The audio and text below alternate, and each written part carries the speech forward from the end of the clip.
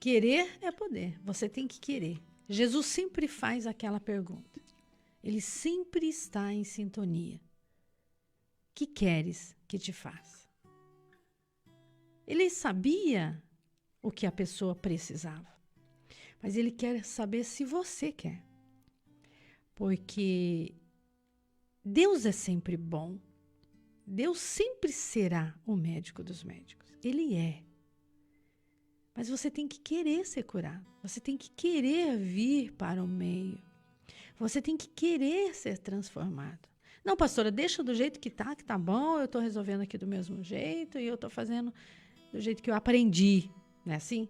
Tem pessoas que falam assim. Eu nasci assim, minha avó era assim, minha mãe era assim e eu vou continuar assim. Então, assim será. Mas quando você quer ser moldado por Deus, trabalhado por Deus, exige vontade.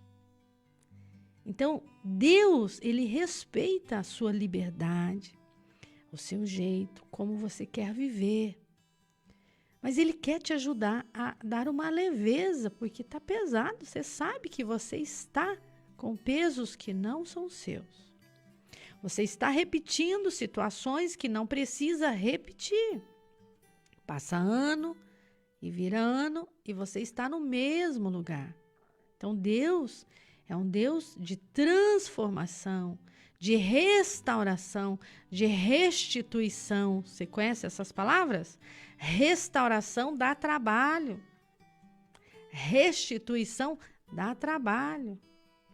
Vai restaurar uma mesa que foi da avó, da mãe, da tia e da irmã e agora é sua. Vai restaurar. Vai ter que lixar, vai ter que limpar. Você vai trocar a cor. Vai dar trabalho. Restaurar dá trabalho. As pessoas não querem ter trabalho, elas querem pronto. E o pronto não existe. Existe o processo. Você chegou onde você chegou porque você renunciou muitas coisas.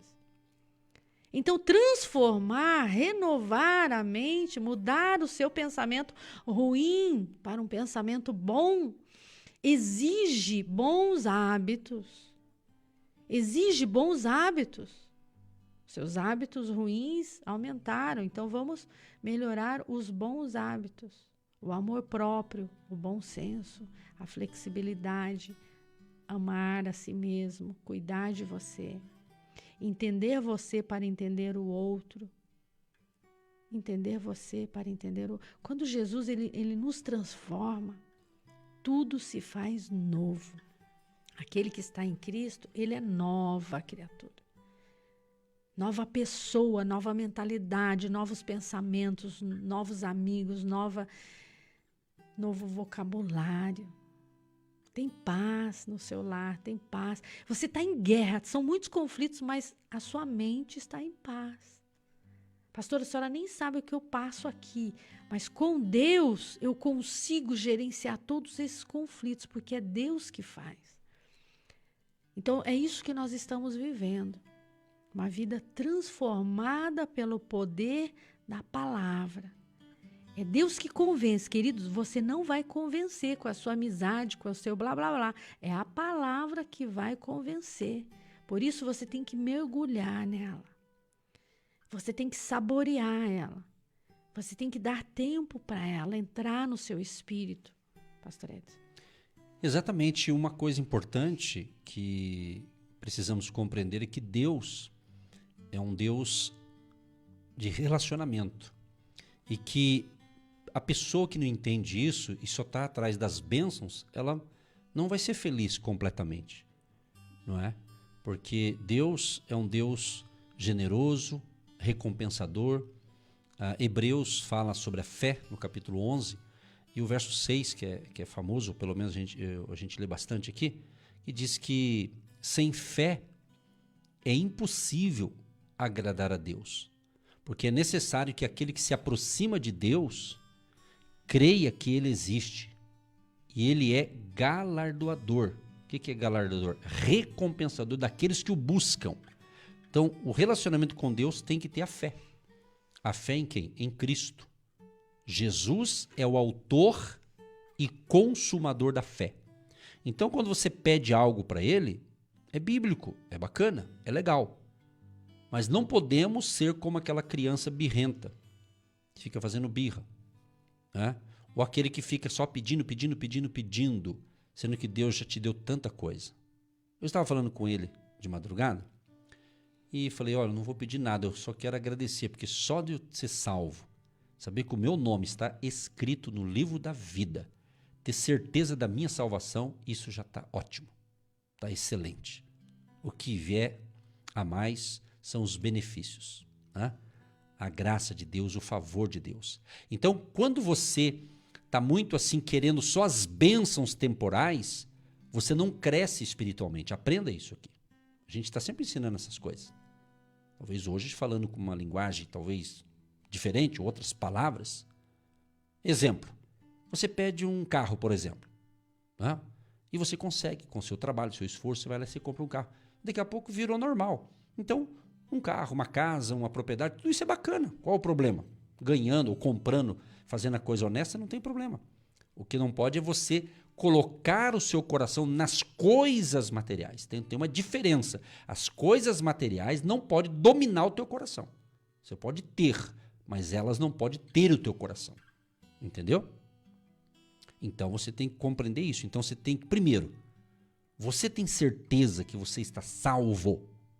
Que quando você passar dessa para outra, tu vai para o céu? Não é? Porque hoje em dia quase não se fala do inferno, embora o nosso foco aqui é o céu. Mas existe lá no final de tudo, bem lá na frente, que só Deus sabe esse final, vai ter 2 lugares. Tem gente que hoje até em dia eu vejo pessoas pregando que eles não querem falar sobre isso, mas existe, lá no final vai ter. Tem lá o céu e vai ter o inferno.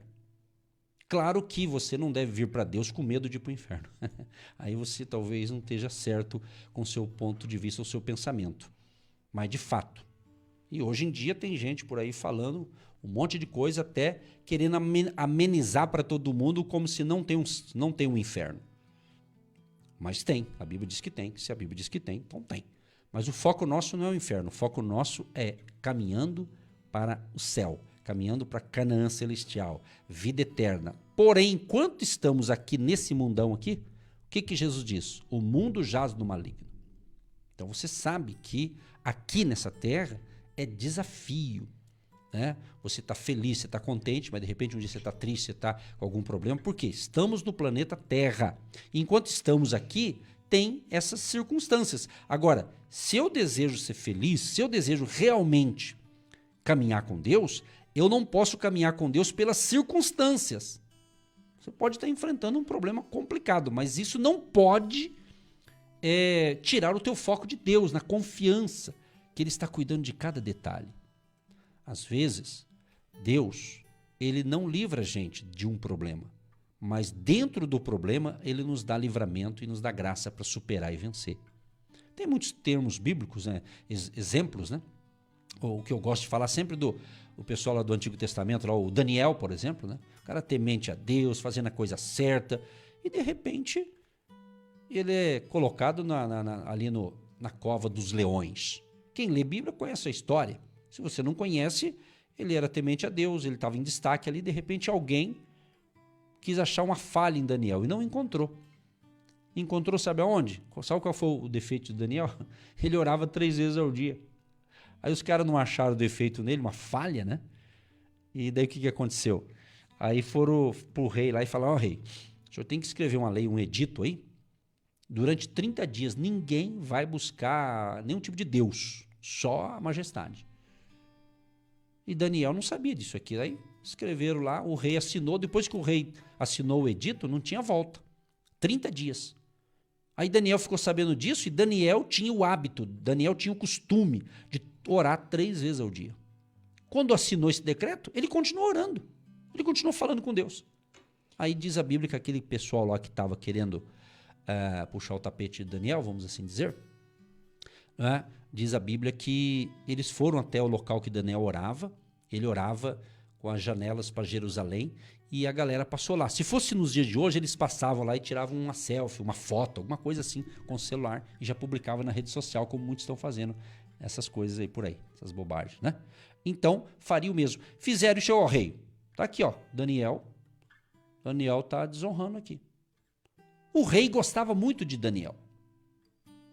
E o que teve? Ele teve que cumprir. Aí quando o Daniel foi para a cova, o rei falou, ó, Daniel, certamente o Deus que você serve vai te dar livramento. Então o rei nem dormiu aquela noite, tanto que porque Daniel era um bom servidor ali no palácio. Ele tinha uma função importante ali, um dos príncipes ali. O camarada tinha uma inteligência que Deus deu para ele, sensacional. Deus estava com Daniel e Daniel estava com Deus. Então você veja bem, injustamente ele foi, no caso, na cova, não era numa prisão, mas junto com os leões. Mas a Bíblia diz que quando Daniel foi colocado na cova ali dos leões, não aconteceu nada. No dia seguinte chega o rei lá, Daniel, por acaso, porventura o teu Deus... Ele diz, majestade, o meu Deus me deu o livramento, estou aqui. Você está entendendo? Então, às vezes acontece isso na vida de qualquer cristão, pode acontecer isso. Talvez não é numa cova de um leão, literalmente como Daniel, mas representando os problemas. Às vezes você está enfrentando um problema que você fala, puxa vida, mas será que eu pequei? Será que eu errei? Será que eu fiz algo errado? Você começa a achar que você está errando, mas não está sabendo o porquê. Mas na cova ou no problema, Deus vai te dar livramento. Se você está fazendo a coisa certa, se Deus está contigo, você está com Deus, vai ter livramento, vai ter o socorro. Deus é especialista. Então fique tranquilo, Deus está no controle. E Deus está unindo vidas, unindo propósitos. O que você vai fazer com esta situação? Então, quando você tem uma aliança com Deus, você conhece os seus propósitos. E Ele te ajuda a resolver situações.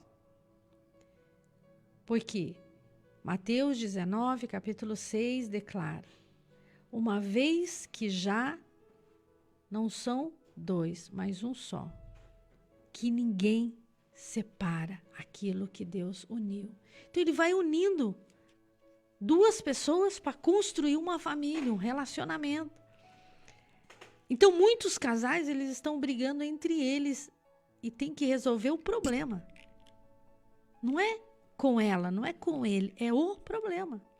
Então, se você entender que vocês dois têm que resolver o problema e não se discutir entre um e o outro, você entende que vocês vivem esse propósito de se unir para construir, não para destruir.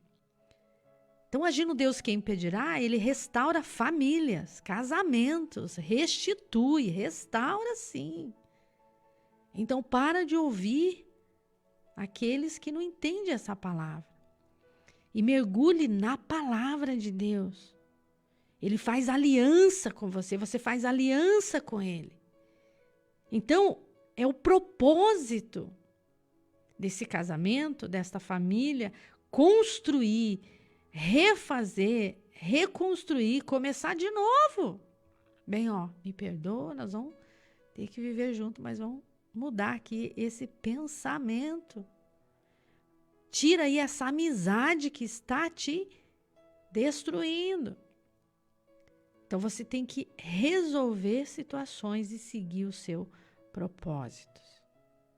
A palavra lava, a palavra limpa, a palavra quebra o coração endurecido, a palavra exorta, a palavra ensina e a palavra consola. Ele é o consolador. Jesus, ele ensinava, ele curava, ele orava. Essas três coisas. Seja um intercessor da sua casa, do seu lar.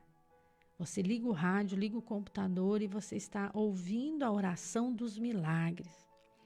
A oração que restitui, que restaura. Por isso o bebezinho ali foi curado, porque alguém orou. Então a autoridade, o poder Deus já te deu. Assuma essa autoridade de orar pela sua casa, pela sua família. E tudo vai bem. Faça uma aliança com Deus hoje. De clamar, de orar pelos seus netos, pelos seus filhos. Você já viu aí que muita coisa boa está acontecendo, Pastor Edson e amados queridos. É o Deus dos milagres entrando em ação dia após dia aqui, de segunda a sexta-feira, E você pode assistir lá no nosso canal do YouTube outras ministrações sobre família, sobre restauração. E você vai ver que tem muita coisa que Deus vai falar no nosso coração. Porque Ele fala. Ele é uma pessoa. O Espírito Santo é uma pessoa. Ele fala. Ele tem prazer em estar com você. Alinhando esses pensamentos e tirando esse pensamento de ódio, de medo, de revolta, de tristeza, de abandono. E Ele acolhe você. Ele vai acolhendo você. E Deus une propósitos. Ele uniu você. Ele fez uma aliança com você aí e o seu cônjuge. E Ele vai restaurar, restituir. É só um deserto, pastor Edson. Exatamente. É um deserto. Você está de passagem. Você vai passar por isso e vai vencer. Então não desanime, não perca a fé, faça a coisa correta, busque em primeiro lugar o reino de Deus e a sua justiça, as demais coisas serão acrescentadas. Sim. É só você alinhar a sua vida com Deus. Não é Deus que tem que se alinhar a nós, é nós que temos que fazer um alinhamento espiritual com Deus através de Jesus, o caminho, a verdade e a vida.